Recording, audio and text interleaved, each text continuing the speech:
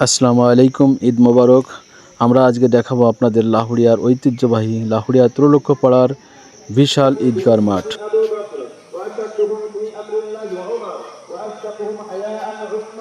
وأقضاهم علي وفاطمة سيدة نساء أهل الجنة والحسن والحسين سيدا شباب أهل الجنة وحمزة أسد الله وأسد رسوله اللهم اغفر للعباس رضوان الله تعالى عليهم أجمعين.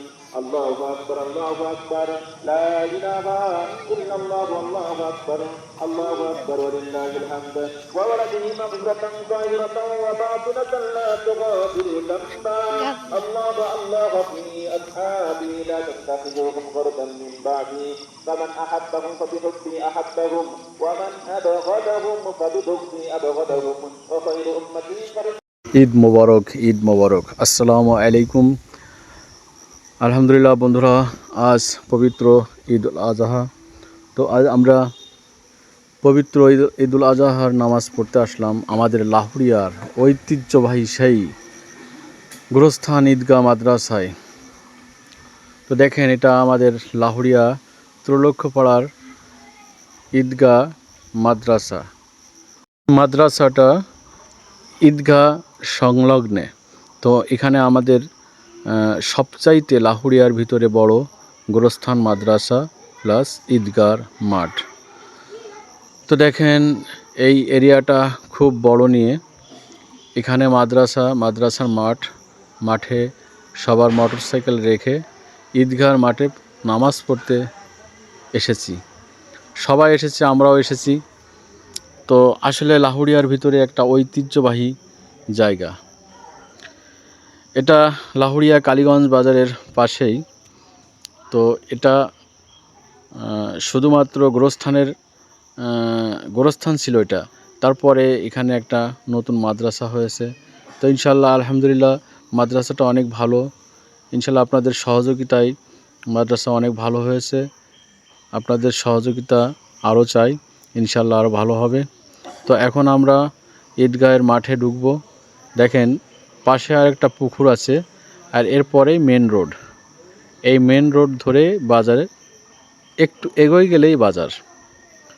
তো বন্ধুরা, আমরা এখন ঈদের দিন নামাজ পড়তে আসছি। এখন আমরা গেট দিয়ে প্রবেশ করব ঈদগাহের মাঠের ভিতরে।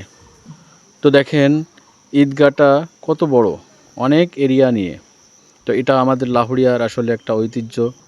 এরকমের গোরস্থান বা মাদ্রাসা বা ঈদগার মাঠ লাহুড়িয়ার বুকে আর আছে কিনা আমার জানা নেই। তবে আমি মনে করি এখানেই সবচাইতে বড় গোরস্থান প্লাস বড় ঈদগাহের মাঠ। প্রচুর লোক। ইনশাল্লাহ সাথে থাকুন, আমি দেখাবো।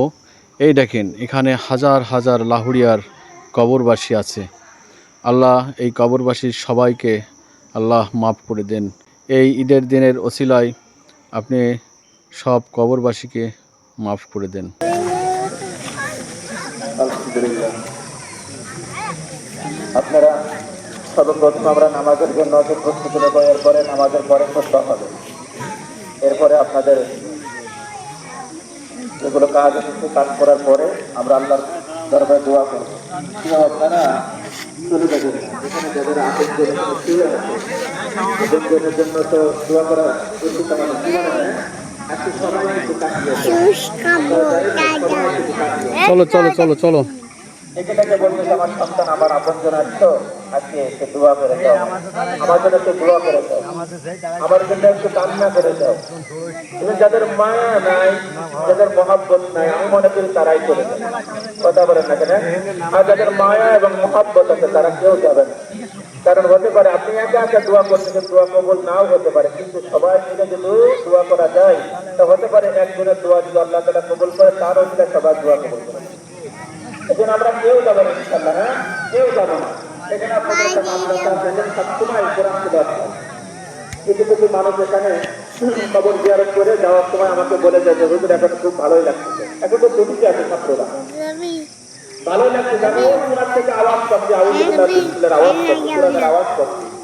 আমার কাছে ভালো লাগে যে না, এখানে যারা শুয়ে আছে তারাও এর থেকে কিছু কি পাচ্ছে, সওয়াব পাচ্ছে। কারণ হাদিসের মধ্যে আসছে, কিতাবের মধ্যে আসছে যে তলবেলেন কোন ছাত্র যদি কবরের পাশ দিয়ে হাঁটাচলা করে সে কবরে যদি আযাব হয় 40 দিন পর্যন্ত কবরে আওয়াজ আল্লাহ তাআলা ওই মাফ করে সামনে হ্যাঁ মাফ করে দেয়। কাজেই আপনারা এই মাদ্রাসার দিকে খেয়াল করবেন। আপনাদেরই তো প্রতিষ্ঠান, আমরা তো কামলা দিচ্ছি, কথা কয় নাকি? আপনাদের প্রতিষ্ঠান, আপনারাই দেখাশোনা করবেন, আপনারাই দোয়া করবেন, আপনারাই সাহায্য সহযোগিতা করবেন। এই জন্য কোরআনকে, কোরআনের প্রতিষ্ঠানকে সহযোগিতা করলেন তো মহব্বত করলেন রাসূলকে। আদম আলাইহিস সালাম বলে আল্লাহ নিষেধ করেছে, তুমি বলো। এখন এই ইবলিস কতটা দুঃসাদ করার জন্য কসম খাই বলেন, কথা কয় নাকি? আমরা যেমন মার মাথায় হাত রেখে, সন্তানের মাথায় হাত রেখে কসম খাইলে, কসম খাইলাম মার মাথায় হাত। প্রতিটা বছর উদ্দেশ্য থাকে এই ঈদগাহের মাঠে নামাজ পড়ার। আসলে সেই সৌভাগ্য হয় না প্রতিবারেই। আবহাওয়াটা খুব খারাপের জন্য এই ঈদগাহের মাঠে নামাজ পড়া খুবই সমস্যার ভিতরে পড়ে যেতে হয়। তো বেশ কয়েক বছর হয়েছে আমরা মসজিদে নামাজ পড়ি, এই ঈদগাহের মাঠে আসা হয় না। প্লাস এই মাঠে অনেক আত্মীয় স্বজন, নিজের চাচা বাবা এখানে শায়িত আছে। তো ইনশাল্লাহ তাদের জন্য আপনারা সবাই দোয়া করবেন। আমি চাই তোমরা ওই জান্নাতের ওই ফল খাও, ওই গাছের কাছে যাও। আদম আলাইহিস সালাম, মা হাওয়া আলাইহিস সালাম জান্নাতের মধ্যে আজীবন থাকার জন্য ইবলীসের কথা শুনে যখন ওই গাছের ফলটা গ্রহণ করলেন, সাথে সাথে আদম আলাইহিস সালাম করলো, মা হাওয়া আলাইহিস সালাম ব্যবহার করলো, তো সদর ঢেকে গেল। ওখান থেকে আল্লাহ তাআলার আইন, যখন পুরুষ মারা যাবে 3টা কাপড় দিয়ে তাকে কবরে শোয়াইবে। আর যখন সাক্ষাৎ পায় না, আদম আলাইহিস সালামকে জঙ্গলের মধ্যে রাখছে। আল্লাহ তাআলা জঙ্গলের হরিণের মধ্যে খবর দিল, তোমরা যদি বরকত নিতে যাও, যাও আদমের কাছে যাও, তার কথা শোনো, বরকত নিয়ে আসো। হরিণের দল, হরিণের দল একসাথে দলবদ্ধ হয়ে বলে, চল আমরা আদম আলাইহিস সালাম, নবী এসছে, মানুষ এসছে, একজন বরকতি মানুষ, আমরা আওয়াজ পেয়েছি, চল তার কাছে বরকত নেওয়ার জন্য যাই। বলে এই কথা বলেন না, কি নিয়ে আসার জন্য? আরে এই কথাটা না বুঝলে আপনারা বুঝবেন না। কিন্তু বলেন তো, হরিণের দলেরা কি জন্য যাবেন? বরকত নেওয়ার জন্য। কথা বলেন না কেন? আপনারা যেমন ওলামায়ে কেরামের কাছে যান বরকত নেওয়ার জন্য।